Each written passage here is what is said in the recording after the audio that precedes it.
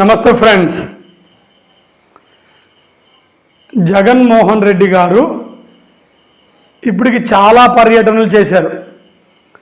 అది పొదిలు అవ్వనివ్వండి, సత్తెనపల్లి అవ్వండి, రెంటపాళ్ళు అవ్వనివ్వండి, ఏదైనా అవ్వనివ్వండి, అడుగడుగున అడ్డంకులు పెడుతూనే ఉన్నారు. అడుగడుక్కి జనం వేల మంది తరలి వస్తూనే ఉన్నారు. ఇప్పుడు ఇదే మళ్ళీ టీడీపీ కూటమి కొనసాగిస్తుంది. ఈ నెల జూలై 3వ తారీఖున జగన్మోహన్ రెడ్డి గారు నెల్లూరు వెళ్ళనున్నారు. నెల్లూరులో వైసీపీ ఒక మాజీ ఎమ్మెల్యే గారు గోవర్ధన్ రెడ్డి గారని అతని మీద కొన్ని కేసులు పెట్టేశారు, సరే జైల్లో ఉన్నారు. ఆయన్ని ములాఖత్తు మీద కలవడానికి వెళ్తున్నారు, అంటే కంపల్సరీ వెళ్ళాలి.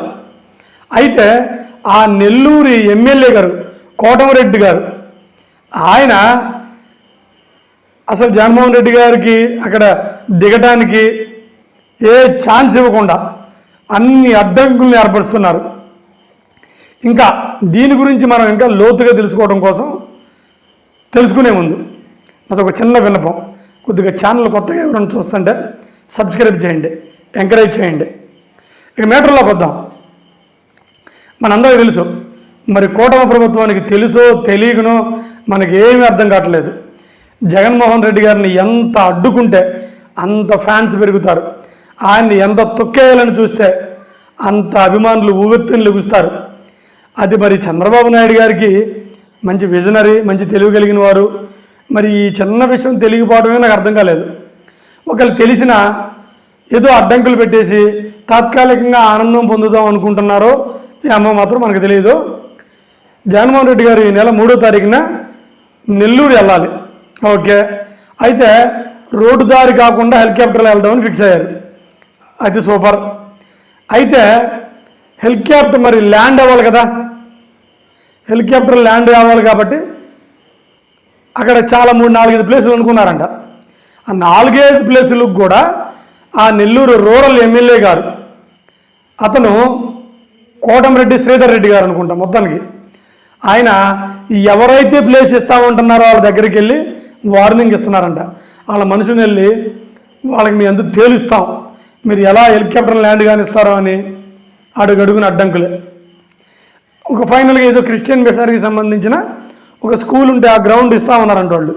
వీళ్ళు అక్కడికి వెళ్ళి ఇది క్రిస్టియన్ మిషనరీయే కాదనో, అయితే ఇది ఒక డొనేషన్కి సంబంధించింది ఉంది, ఎవరో దీన్ని దానం చేశారు, దానం చేసిన అతని పేరు లేకుండా మీరు ఆయన పర్మిషన్ లేకుండా మీరు ఎలా ఇక్కడ ప్లేస్ ఇస్తారు అని వాళ్ళని భయపెట్టేలేక ఆ క్రిస్టియన్ మిషనరీలు కూడా తూచి మాకేం తెలియదు, మా దగ్గర హెలికాప్టర్ దిగడానికి వీల్లేదు అన్నారంట. మరి మీకు డౌట్ రావచ్చు, మరి జగన్మోహన్ రెడ్డి గారు హెలికాప్టర్లు ఎందుకు, కారులో రావచ్చు కదా అని. కారులో మొన్న రెంటపాళ్ళు వస్తేనే కదా యాక్సిడెంట్లు అయినాయి. అందుకని ఆయన సేఫ్టీ చూసుకోవడం కోసం అక్కడ దిగి అక్కడి నుంచి ఒక 5 కిలోమీటర్లు 2 కిలోమీటర్లో కారులో వెళ్దామని అనుకున్నారు ఆయన. అయితే హెలికాప్టర్ని ల్యాండ్ కాకుండా చేస్తున్నారు టీడీపీ కూటమి.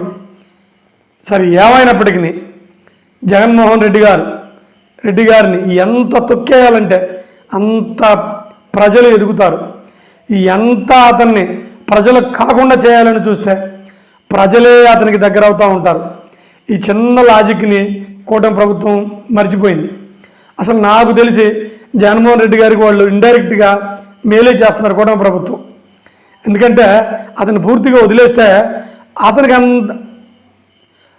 అంత డిస్టర్బెన్స్ అవ్వదు, అంత ప్రచారం కూడా జగన్మోహన్ రెడ్డి గారికి రాదు.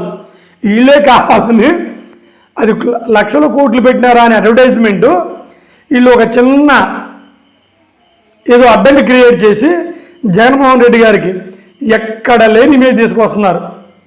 సరే, ఏమైనప్పటికీ జగన్మోహన్ రెడ్డి గారు ప్రజానాయకుడు, ప్రతిపక్ష నాయకుడు. అతని దగ్గరికి మీరు ఎంత ఆపితే అంత జనం వస్తారని మనవి చేసుకుంటూ సెలవు తీసుకుంటున్నాను. జై ఆంధ్రప్రదేశ్.